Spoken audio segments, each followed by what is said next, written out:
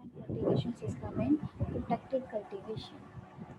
So, irrigation and fertigation. First, we have to know what is the definition of irrigation and fertigation.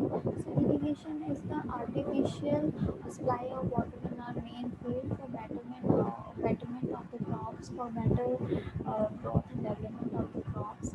And whereas the fertigation is the process in which we have to supply the artificial water with fertilizers. So, mainly we have to use our liquid fertilizers for fertigation purpose and for getting maximum yield.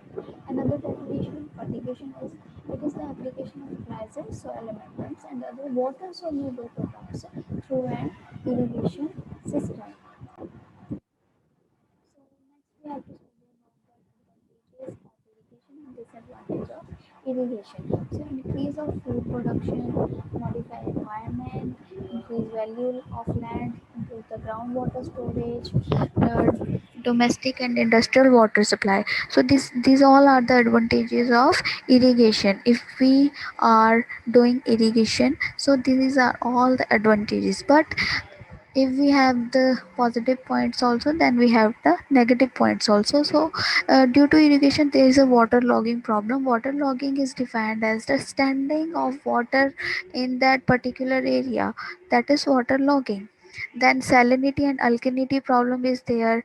Poor aeration is the mixture of gases into the soil, that is aeration. So there is a poor aeration because if the water is standing out there, so there is a poor aeration, the air cannot be moved into the soil because there is a standing water. And next is the pollution of underground water. Then we have to study about the objectives of fertigation. So fertigation is the, I can say, it also maximize the profit by applying the right amount of water and fertilizer. So we can, our expenditure become less when we do fertigation. Then minimize the adverse environmental effects by reducing leaching of fertilizers and other chemical below the root zone. Then we have to know about the advantages and disadvantage of fertigation. So advantages of fertigation is we have to the uniformity is there. We have to apply the fertilizer in a uniform uh, quantity. Okay, we can't use overuse them. And there is a flexibility in timing that we at any time we can do fertigation, and less fertilizers are used, and there is a less cost there. And in other side we have to know about the disadvantages. So the first disadvantages is the contamination is there from the equipments, and there is a backflow sometimes if we are using different uh, micro irrigation system, either it is drip irrigation, either it is sprinkler irrigation. Then careful handling of liquid fertilizer should be there, because once they get any harm they can easily move out from one place to another place, and we can't apply them again once they are I can say disappeared. Then why there is a need of efficient irrigation system. So an efficient irrigation system, also known as micro irrigation system, in which we are combining our fertigation system. So basically we are applying it in our greenhouse cultivation. We are studying this topic or to study the greenhouse cultivation, how we can prefer irrigation fertigation in greenhouse. So we are studying this topic. Then the quality of water is an important parameter to consider. Okay, so during following up micro irrigation system, we have to need a good quality of water. We can't use poor quality of water because sometimes they can jam our water nozzles, the drip nozzles. So that's why we have to need a good quality of irrigation water. Then the water requirement are based upon following things like the plant spacing, what type of crop you are following up, the canopy area of the crop, the rate of evaporation and transpiration of the crop, which type of soil is there, sandy loam, clay loam, then what is the age of the plant, then the plant stage, at which stage you are giving water, at which stage you want to give the water. So these are different stages we have to give the water, but the water requirement is different at different stages. Then the season, which type of season you are following up. This is the table for general quality of irrigation water and water requirement for flower cultivation. So here we are taking three flowers, that is rose, gerbera and carnation. Then in description we have to study about the number of plants per square meter. That is in rose and gerbera is same, that is 6, and in carnation there is 20. And in case of spacing, the spacing in rose and gerbera is more due to the more canopy area, and that of carnation is 15 into 15 centimeter. The water pH should be ranges from 6.5 to 7.0 for all the flower crops. Then electrical conductivity should also be same, and the water requirement per day for the crop is 3 to 4 liters square meter per day for all the crops.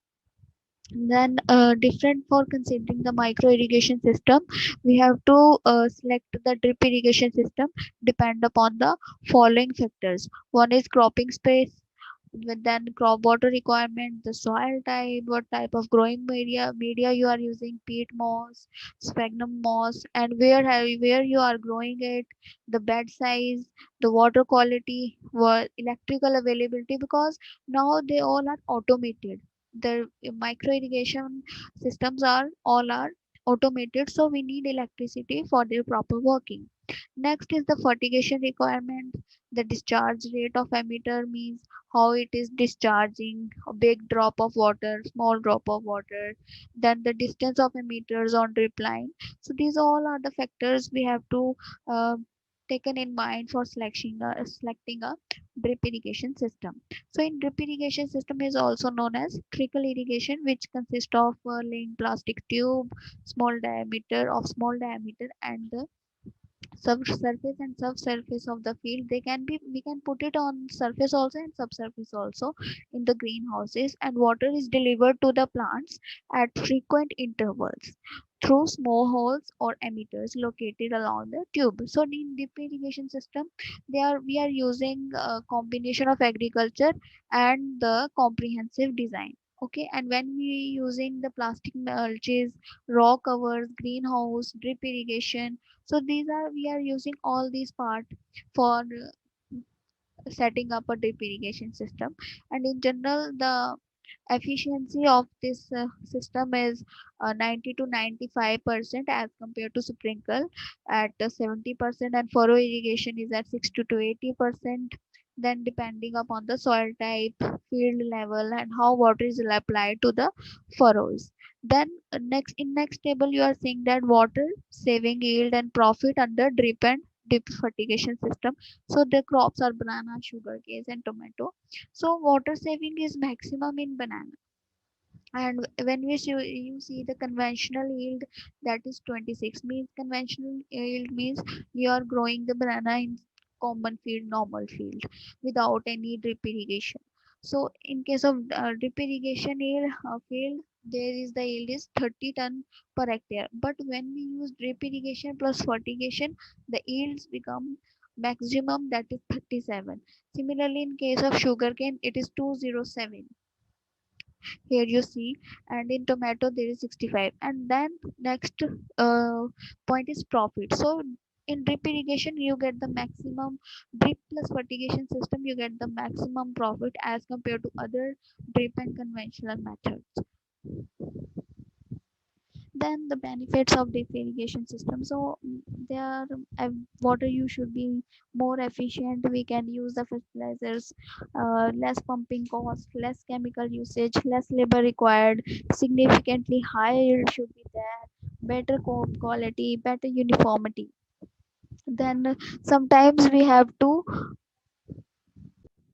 so sometimes we do hand watering also. That is traditional method we are following up, but nowadays this is uneconomical, and hand watering requires more time, more labor, and it is quite of boring. And this is we need inexperienced employees, and I can say automating watering is rapid and easy, and is performed by the grower itself.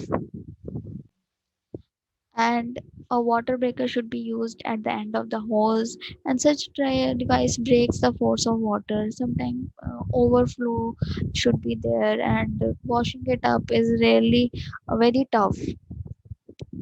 So mainly hand watering we are using for uh, giving irrigation to, I think I can say, to the pots. Okay, then there's a perimeter watering system. They can be used for crop production in bench and beds. So we are preferring perimeter watering. It is a typical system because it consists of a plastic pipe around the perimeter of the bench or bed with nozzles and spray water over the substrate. Then we are using the polythene or PVC pipes. And while PVC pipe had the advantage of being very stationary, they become settled down in that particular soils. But polythene pipes can easily be moved, so it is not preferred. So nozzle can be fitted out. They can be put a spray at 180-degree, 90-degree, and 45-degree. Then overhead sprinkler, we are putting the sprinklers overhead, means above the ground level. So as you see in some pics also, the irrigation should be given through sprinkler method.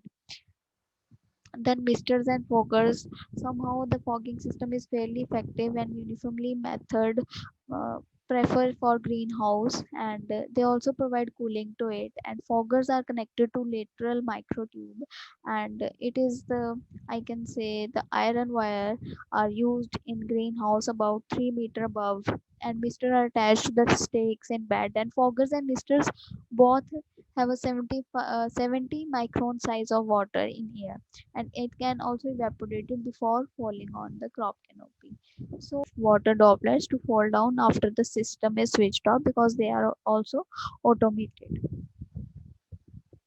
So these are the devices. This is the fertilizer tank, this is a venturi, and that is fertilizer pump. So fertilizer we are prefer for fertigation are mostly we are using water soluble fertilizer. So there is polyfeed, MAP, multiple potash, MKP, SOP, urea, and potash. So this 19 is to 19 is to 19 is the NPK quantity, and there is on the one side there is a rate. Thank you. This is all about this lecture. If you have any